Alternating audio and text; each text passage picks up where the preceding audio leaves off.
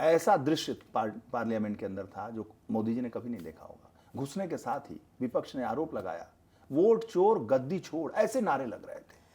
देखिए, मैं कितनी सलाह दूं, मैं एक थर्ड पार्टी, मैं बीजेपी का सांसद, मान लो कि मैं बीजेपी से नहीं जुड़ा हूं। ठीक। विपक्ष को यह सोचना चाहिए कि राष्ट्र के मुद्दे क्या हैं,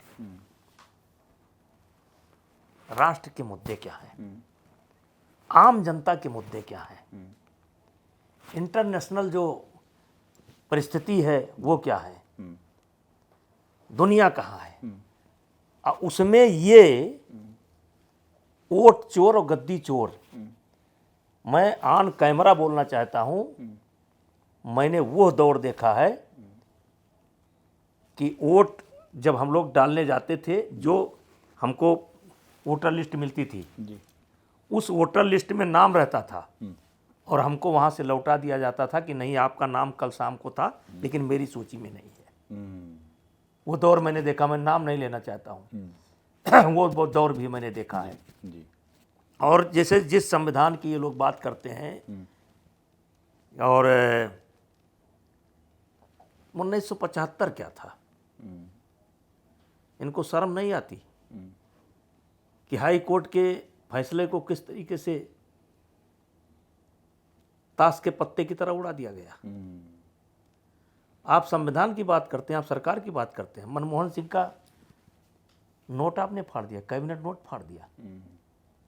अब अफसोस, देखिए मैं सलाह देने के लायक नहीं हूं, अफसोस ये है कि राहुल गांधी तो खुद डूबेंगे लेकिन इनके नाव पर जो जो बैठे हैं सब डूब रहे हैं।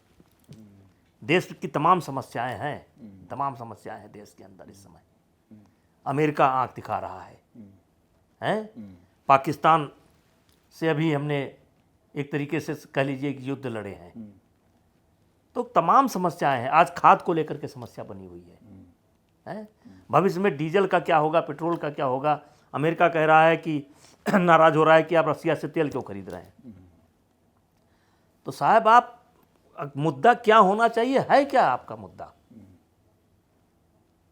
और मैं बड़े जिम्मेदारी के साथ कहना चाहता हूं कि अगर मोदी जी या भारतीय जनता पार्टी वोट चुरा करके सरकार बनाई है,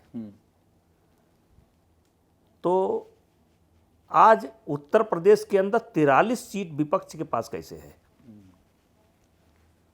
43 सीट विपक्ष के पास कैसे है, 37 सीट केवल सपा के पास कैसे है। पहले आपके पास कितनी थी, अब आज कितनी है। अब यह है कि लगातार एक समय था कि जैसे कहा जाता था इंग्लैंड का सूरज नहीं डूबता है। अब मोदी जी के आने के बाद आपका धड़ाधड़ धड़ाधड़ धड़ाधड़ सब राज्य जा रहे हैं। तो जहां पा जाते हैं आप, जहां कुछ सीटें बढ़ जाती हैं, तब मशीन ठीक है और नहीं ठीक है भाई, वोट चोर। तो करो चोर, आप करो, इसका परिणाम आप भोगेंगे। अच्छा, हाँ बिल्कुल भोगेंगे। मैं वीरेश जी दावे के साथ कह रहा हूं कि कांग्रेस खुद नहीं डूब रही है, कांग्रेस के नाव पर जो जो बैठे हैं वो भी डूब रहे हैं। अच्छा। हाँ, क्योंकि मुद्दा कांग्रेस सेट कर रही है और उसी पर ये चढ़ ले रहे हैं। चाहे तेजस्वी चाहे अखिलेश, जो, मैं किसी का नाम नहीं लेना चाहता हूं, जो इनके साथ इनके जहाज पर बैठेगा वो डूबेगा। ये राजनीतिक अनुभव से बोल रहे हैं। राजनीतिक अनुभव से, मैं भारतीय जनता पार्टी के कार्यकर्ता की हैसियत से नहीं बोल रहा हूं, एक स्वतंत्र विभूषण सिंह के हिसाब से बोल रहा हूं। मैंने जो है, जो थोड़ा उत्तर प्रदेश देश को देखा समझा है, राजनीति को, ये घटिया आरोप लगा करके और कुछ अच्छे चुने नारे लगा करके आप जो है इस देश को प्रभावित नहीं कर सकते हैं। बैरिकेड फांद के, हाँ, आप इस देश को प्रभावित नहीं कर सकते हैं। ये इनके खिलाफ जा रहा है। प्रधानमंत्री का आना, वोट चोर गद्दी छोड़, ये इनके खिलाफ जा रहा है। अच्छा, ये इनके खिलाफ जा रहा है, सेंटिमेंट के खिलाफ, इनके खिलाफ जा रहा है। जनता को ये अच्छा नहीं लग रहा है।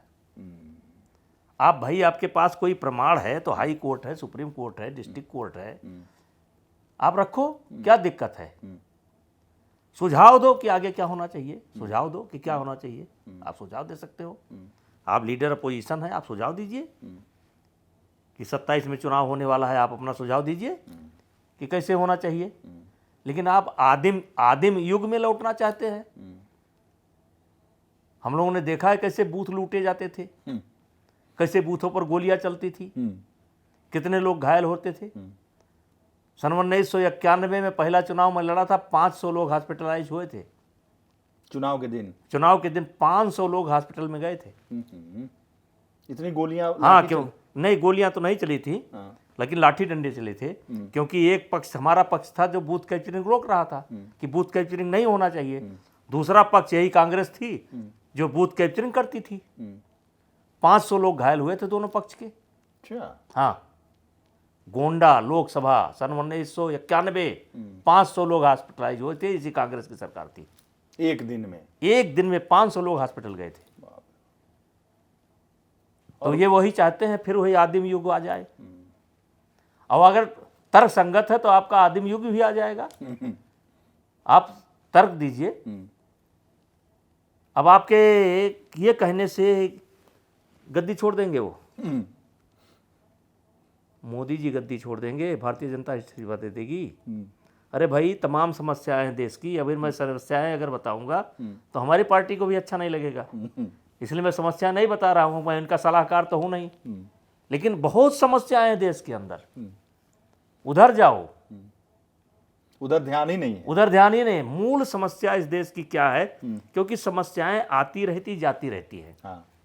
यह स्थायी नहीं होती। एक समस्या आती है, दूसरी आ जाती है, एक जाती है, दूसरी आ जाती है। तो इनका चिंतन उधर है ही नहीं है। बस ये जो बांसुरी बजाना शुरू कर दिए वही बांसुरी बजाते रहते हैं, इसीलिए सत्ता में नहीं आ रहे हैं। अरे महाराज, कभी नहीं आएंगे।